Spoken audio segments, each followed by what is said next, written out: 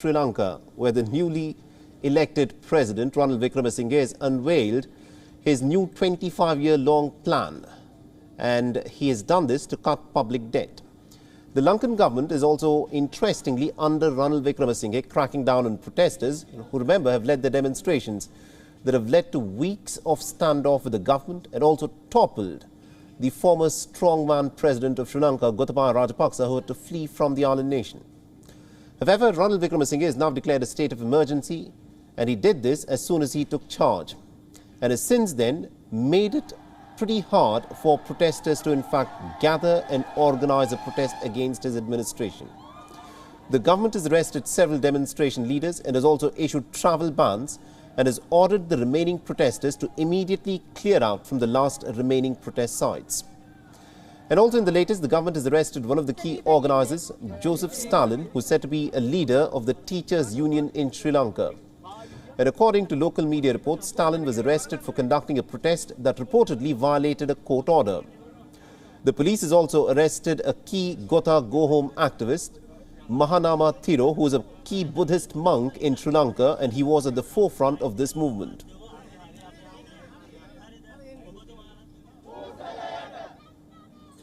Meanwhile, the Gotha Go Home protesters have been given time until 5 p.m. on the 5th of August to vacate from the protest sites that they have been occupying. Now, according to media reports, a group of police officials made the announcement at the protest site, urging the protesters to leave from the area immediately. Now, President Ranil Wickremesinghe, since having taken charge, has condemned the behavior of the protesters.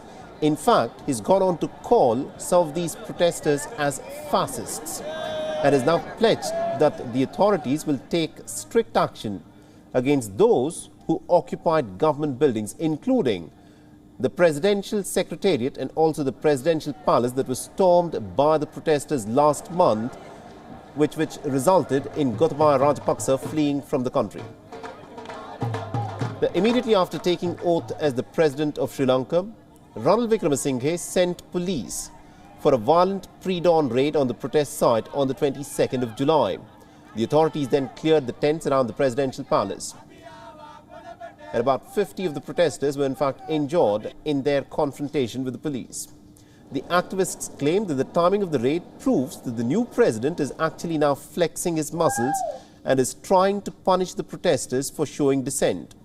Now remember, a group of protesters had stormed the presidential palace and had taken over the presidential secretariat. A mob also burnt a private residence of the then Prime Minister Ranil Wickremesinghe, who has now become the president. Now, other protesters have also clashed with the security forces outside of the parliament. Now, people who have organized these protests have in fact been increasingly rounded up by the Sri Lankan police and are being pulled up for what the Sri Lankan president has described as acts of violence and vandalism. Now, Sri Lanka has been facing months of protests as the island nation is facing its worst economic crisis since its independence in 1948. The anger against the government has spiraled out of control, and thousands upon thousands of Sri Lankan people are out on the streets because they are facing hours long of blackouts. There's an acute shortage of food and fuel. There is a rationing of fuel. For you to get petrol or diesel in Sri Lanka, you'll need to stand in a line for at least about 3 or 4 days. Now, President Wickremesinghe has acknowledged that it will be months before things begin to improve in Sri Lanka.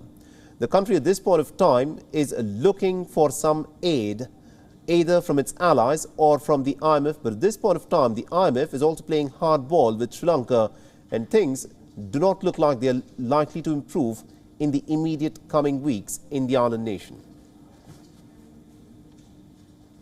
And also, our correspondent, Dasuni Thauda, has been tracking the story very closely for us and has sent us this report from Colombo. Listen in.